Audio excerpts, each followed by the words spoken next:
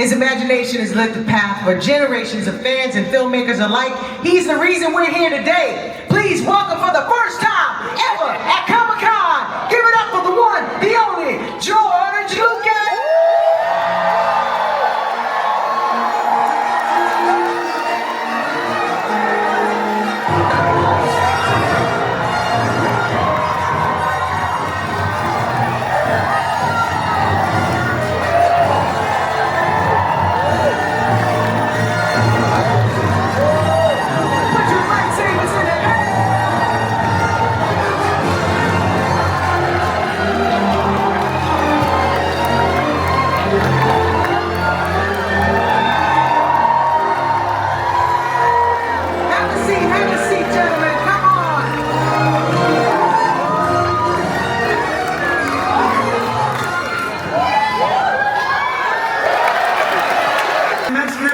This show does not happen without an executive producer, creator, writer, director. It's James Gunn, everybody!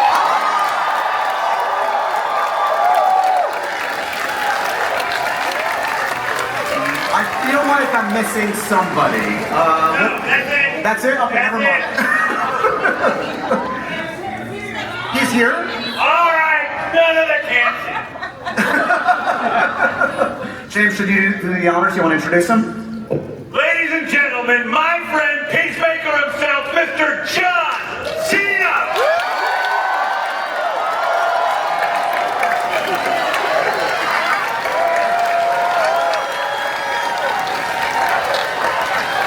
He stole the costume again! Peace! Peace! All right! You know our next performer as the voice of the Roadrunner, Bugs Bunny, Daffy Duck, Tweety Bird, Foghorn Leghorn, Porky Pig, Sylvester, Pepe Le Pew, and so many more. Please welcome Eric Bowser!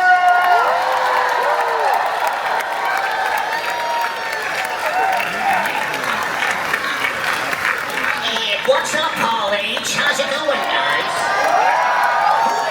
Who'd have taught Saturday morning cartoons on a Saturday? Finally, a hole big enough for my talent. Woohoo! So I don't want to give up his secrets. That's sweet. Frustrating, but sweet. Yeah. You guys talk about it. From Emma Stone to Person of Stone. Right? Yeah? Classic Andy Weir. Awesome hero as a character. The orators who, like in Greece, were highly respected above everybody because the stories were so important. And these are the things that we believe in. Some people believe in science, but science is an opinion. It's not real any more than stories are real. But the idea of the common mythology that we believe in today, like love and community, and all of it, we've got like 33, 40 different galleries, and those galleries all are illustrations of a particular mythology that we live with today. Whether it's love, whether it's work, these are all not real, but it's an idea that gives us a common belief system. And in a common belief system, you can't build anything. You can't build pyramids, you can't build palaces, you can't build airplanes, you can't do anything by yourself. You have to have people you can do it with. And one of the issues, ultimately one is family, is that I believe, and I think most people believe, that most families are dysfunctional. You always have somebody in there who, okay, we'll kind of live with them a little bit, or her. But the thing about the Rockwell painting that she's talking about is that it's a group of paintings are called the Four Freedoms. One of them is the freedom from want. And what it is a painting of mom bringing in a turkey and everybody's sitting around the table, all smiling and looking and everything. You know, the idea that Uncle Jim is drunk over at the quarter, or Sally and Billy are going to get divorced because they're having a huge argument, all that is not mentioned. But what it does say is the modern mythology is not that the Indians fed the pilgrims and saved them from starvation, because that would have gone away a long time ago. What it's really about is family. And people go to Thanksgiving and inevitably say, oh God, I don't want to do this again. You know, it's going to be fights, it's going to be this, you know, and I have to do it with my dad, I have to do it. You know, it's all kind of, oh, well, I guess I've got to. Well, you've got to, because that painting tells you that family is important. It's part of what we need to keep society together, even if it's tough. And that's, a lot of the art centers around those ideas of what we believe in and how important that is to us to have a community and to be able to build off of a common belief. And it's especially together today because of the fact that the world is becoming a smaller place. There are a lot of different common beliefs out there. It used to be easy because they were far away and it was hard to get to the, you know, interact with that. But now we're experiencing, in a lot of ways, the fact that there's a lot of different beliefs and there's a lot that aren't common. And the society cannot exist without a common belief system. And that's where illustration is vital to show you what that means in everyday life.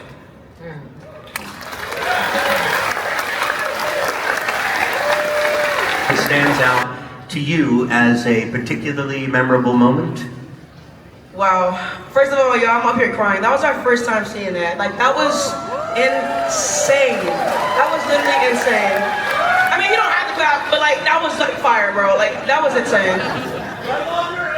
Oh, thank God. I'm literally fighting back tears right now. Oh. We all love her energy.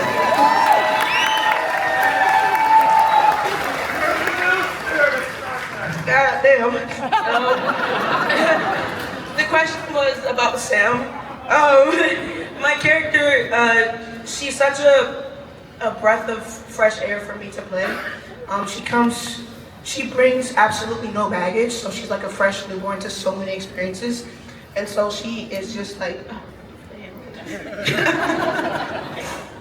she brings such a freshness and a levity to so many things because there's no like, you know, when you grow up a certain way, you may react to certain things a certain way. It's because of like your environment and how that shaped you. No environment has shaped her. She's literally being shaped in front of your very eyes. And I think that has required at least me to bring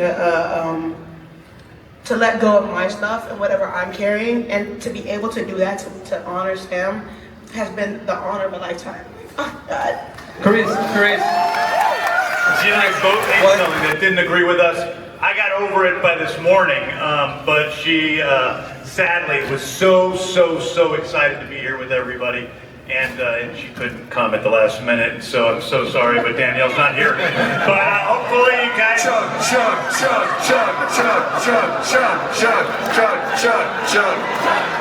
trying to tell her. Let's go, Cena! Alright. Let's go, Cena! Hydrated and ready. Here we go. I just want to make sure I don't go down with something. I want to stay hydrated. John, I can do it again. No way. I'm more water than man at this point. I'm going to pee through my suit.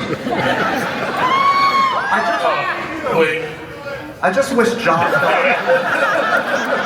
That's what you guys want to see. This is the Peacemaker crowd, I guess. I'm sorry. I smell like ammonia and chlorine at the same time. I just peed myself. I'm used to it. I'm used to it. She's used to me peeing myself. That's true. It's okay, it's what the body does. We're gonna ignore it. Here we go. It's humanity. We're off to a great start. Tim, what do you think? We're good? We're doing all right? Yeah. Crowd. I want to say, that's the reason why I mentioned interviewer is you're an actor And when you interview people that are actors as well, Yeah. what do you learn about acting yourself through interviewing actors? Well, I learned everything I know about acting through interviewing actors. I mean, there was a period there where I didn't do a lot of acting, and then I started to, so I would actually have great actors on the podcast specifically to teach me how to act. They didn't know that, but they did. So Ethan said he watched all of Denzel's movies like a football team watches the other team's plays, so he wouldn't get eaten alive by Denzel Washington. And I just thought that was such good research. Yeah. You know, and a lot of my parts, you know, are 30 to 40 seconds long, so I don't have to do a lot of homework in terms of who I was working with, you know. But also Al Pacino recently, because I did do a lead in a feature, my first one. It's not out yet, but I interviewed him just before I did it, and there was something about how he spoke about acting as a pursuit of truth and a real art form. You know, he's like he's a real deal kind of artist guy, and I think it's easy to frame it as sort of a job or like a fun thing, but like talking to him with his passion really kind of helped me focus in a different way. YouTube in 2012 releasing that song, and then now where you are, what does it mean to you? Oh man, I feel like sometimes, you know, it all didn't happen, you know? And I think that, you know, all I really wanted was to be able to do this, you know, to make people laugh, and yeah, so I don't know what happened. I don't know how it all happened. But then it happened, so yeah, it's been cool. Yeah, well, you're incredible at what you do. Craig, I was looking up the other night, I was at the Laugh Factory, and you came on after a set that Dane Cook did, and you came out with a piano, and you were doing comedy with the piano, which I thought was brilliant to watch. And I think comedy and music, they're beat driven, they're driven by beats and kind of like, and I'm curious if you could speak about the rhythm of music and how it really factors into your career. I hate to say this, but Deuce Bigelow, male gigolo. Classic, absolute classic.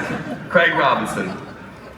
Probably, I think it's Into the Dragon, or one of those Bruce Lee movies where it was, my father, it was like father-son time. My father would take me to see these, he and my mom were together, you know, but it was just like, it was that father, you know what I'm saying, that father-son bond, and I remember feeling that, I got one of these coins, it was like, it couldn't have cost 10 cents, but it was this coin shaped like a silver dollar, and it was like Bruce Lee on the coin, and I remember having that hero feeling, like that you know, how you see the hero in the movie, I felt that, so I remember that as a kid. Remember the first comedy you saw that kind of gave you understanding of how comedy can be communal?